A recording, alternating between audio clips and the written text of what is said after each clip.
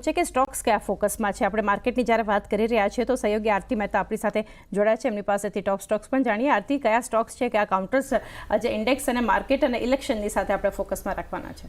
જી ચાંદની, election પર તો focus રહેશે જ આજે દિવસભર, પણ સ્ટોક જે ફોકસમાં છે અદાની ગ્રુપ સાથે શરૂઆત કરીએ. ગઈકાલે આપણે જોયું હતું ખાસું એવું ફોકસ ઓવરઓલ અદાની ગ્રુપમાં આપણને જોવા મળતું દેખાયું હતું. આજે જે રીતે સમાચાર બનતા દેખાયા છે, ક્રેડિટ કાર્ડ લોન્ચ કર્યું છે અને અદાની વન અને આઈસીઆઈસીઆઈ બેન્કે એરપોર્ટ લિંક બેનિફિટ સાથે કો બ્રાન્ડેડ ક્રેડિટ કાર્ડ જે છે તે લોન્ચ કર્યું છે. સાથે જ આ બ્રાન્ડેડ ક્રેડિટ કાર્ડ લોન્ચ કરી અદાની ગ્રુપે ફાઇનાન્શિયલ સેક્ટરમાં ખાસ કરીને એન્ટ્રી લીધી છે. તો વધુ એક જે પોઝિટિવિટી છે તે આપણને ઓવરઓલ ગ્રુપમાં આજે બનતી દેખાઈ શકે છે. ક્રેડિટ કાર્ડનું રોલઆઉટ જે છે તે વિઝાની મદદથી કરવામાં આવશે અને આ જે ઓવરઓલ સમાચાર છે તેની ઓવરઓલ ગ્રુપ પર એક સારી અસર આજના દિવસે આપણને જોવા મળશે. તો અદાની ગ્રુપ પર આજે ફોકસ રાખવાનું રહેશે. અદાની પાવર નેક્સ્ટ કાઉન્ટર, અહીંયા જે રીતે સમાચાર બનતા દેખાયા છે, મર્જરને મંજૂરી મળી છે. ખાસ કરીને સબસિડરી કંપની મહાન એનર્જીને ખાસ કરીને કંપનીમાં સ્ટ્રેટટેક મિનરલ રિસોર્સિસ છે તેના મર્જરને મંજૂરી મળતી દેખાઈ રહી છે. અને આ જે મિનરલ રિસોર્સિસ એ અદાની એન્ટરપ્રાઇઝની સબસિડરી કંપની છે. તો મર્જરને મંજૂરી મળી છે તેને કારણે અદાની પાવરના કાઉન્ટર પર આજે ખાસ ફોકસ રાખવાનું રહેશે. પોઝિટિવલી રિએક્શન અહીંયા પણ આપણને સ્ટોક બતાવી શકે છે.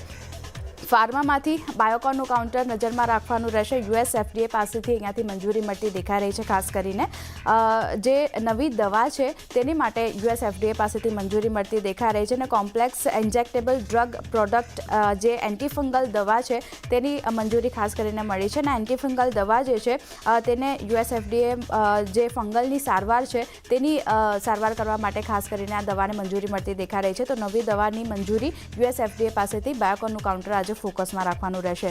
નેક્સ્ટ કાઉન્ટર લ્યુપિન પણ નજરમાં રાખવાનું રહેશે. દવા લોન્ચ કરી છે અહીંયાથી એવા સમાચાર બનતા દેખાયા છે. યુએસમાં ખાસ કરીને ડોક્સીસાયક્લિન ઇન્જેક્શન યુએસપી દવા કંપનીએ લોન્ચ કરી છે અને બેક્ટેરિયલ ઇન્ફેક્શનની સારવાર માટે આ દવાનો ઉપયોગ કરશે કંપની. તો લ્યુપિનના કાઉન્ટર પર પણ ફોકસ રાખવાનું રહેશે. ડોક્ટર રેડ્ડીઝ પણ નજરમાં રાખવાનું રહેશે. ફાર્મામાંથી ખાસ કરીને બાયોલોજિકલ યુનિટ અહીંયાથી શરૂ કરવાના સમાચાર મળતા દેખાઈ રહ્યા છે. સબસિડરી ઓરિજિન ફાર્માએ બાયોલોજિકલ યુનિટ શરૂ કર્યું છે અહીંયાથી અને હૈદરાબાદમાં ક્લિનિકલ સ્કેલ મેન્યુફેક્ચરિંગ યુનિટ પણ શરૂ કરવામાં આવ્યું છે. તો આજે ડોક્ટર રેડ્ડીઝનું કાઉન્ટર પણ ખાસ ફોકસમાં રાખવાનું રહેશે. નેક્સ્ટ જે કાઉન્ટર છે તે MOILનું છે. અહીંયા બિઝનેસ અપડેટ આપણને આવતા દેખાયા છે. મે મહિનામાં ખાસ કરીને મેંગનીઝ ઓરનું વેચાણ છે તેમાં આપણને વધારો જોવા મળતો દેખાયો છે. 41% આ વેચાણ વધ્યું છે અને લગભગ 2.15 લાખ ટન પર પહોંચ્યું છે યર ઓન યર બેઝિસ પર. તો એક સારા બિઝનેસ અપડેટના કારણે MOILનું કાઉન્ટર પર ફોકસમાં રાખવાનું રહેશે. નેક્સ્ટ કાઉન્ટર M&M ફાઇનાન્શિયલ, અહીંયા પણ બિઝનેસ અપડેટ આપણને આવતી દેખાઈ રહી છે. ખાસ કરીને ડિસ્બર્સમેન્ટની વાત કરી લઈએ તો 7%નો વધારો આપણને ત્યાં બનતો દેખાયો છે મે મહિનામાં. અને મે 2024ની ખાસ કરીને વાત કરી લઈએ તો ત્યાં જે કલેક્શન એફિશિયન્સી છે તે આપણને 96% રહેતી દેખાય છે. સ્ટેજ 2 સ્ટેજ 3 અસેટ જે છે તે આપણને થોડા ઘણા ઘટતા દેખાયા છે. પણ ઓવરઓલ એક સારા બિઝનેસ અપડેટના કારણે M&M ફાઇનાન્શિયલનું કાઉન્ટર નજરમાં રાખવાનું રહેશે. ડાબર ઇન્ડિયાની વાત કરી લઈએ નેક્સ્ટ કાઉન્ટર, તો અહીંયા જે રીતે સમાચાર બનતા દેખાયા છે, લેબલ હટાડવાનો નિર્દેશ આપવામાં આવ્યો છે કંપનીને. FSSAIએ 100% ફ્રૂટ જ્યુસની લેબલનું જે લેબલ છે તે હટાવવાનો આદેશ અહીંયાથી કંપનીને કર્યો છે અને જાહેરાતમાં આ અંગે ફેરફાર કરવાનું જણાવ્યું હતું અગાઉ. અને જૂના પેકેજિંગ સ્ટોક જે છે તે 1 સપ્ટેમ્બર સુધી કંપની જે છે તે વાપરી શકશે. તો એક કહી શકાય નેગેટિવ સમાચાર જે છે ડાબર માટે આવતા દેખાયા છે. ફોકસ અહીંયા પર રાખવાનું રહેશે.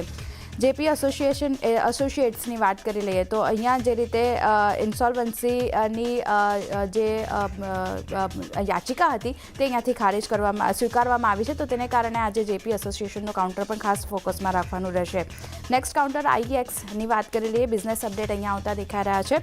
મે મહિનામાં ડે અહેડ માર્કેટમાં સ્પોટ પાવર ટેરિફ જે છે ખાસ કરીને 5.3 પ્રતિ યુનિટ જે છે તે આપણને રહેતું દેખાયો છે. અને એપ્રિલ મહિનાની વાત કરી લઈએ તો 5.9% વધી પાવર ટેરિફ જે છે તે આપણને 5.3 રૂપિયા પ્રતિ યુનિટ રહેતું દેખાયું છે. તો IEXના કાઉન્ટર પર પણ નજર રાખવાની રહેશે. કલ્યાણ જ્વેલર્સ નેક્સ્ટ કાઉન્ટર, ઇનોવેટ લાઇફસ્ટાઇલનું 15% હિસ્સો જે છે તેનું અધિગ્રહણ કરવામાં આવ્યું છે અહીંયાથી, અને રૂપેશ જૈન અને ઇનોવેટ પાસેથી 15% હિસ્સો કંપની ખરીદતી જોવા મળશે.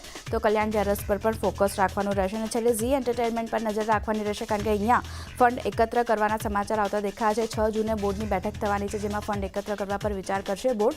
તો ખાસ ઝી એન્ટરટેનમેન્ટના કાઉન્ટર પર પણ આજે ફોકસ રહેશે. તો ચાંદની આ બધા સ્ટોક જેના પર ખાસ નજર રાખવાની રહેશે. તો આ બધા કાઉન્ટર્સ આપણે સમગ્ર દિવસ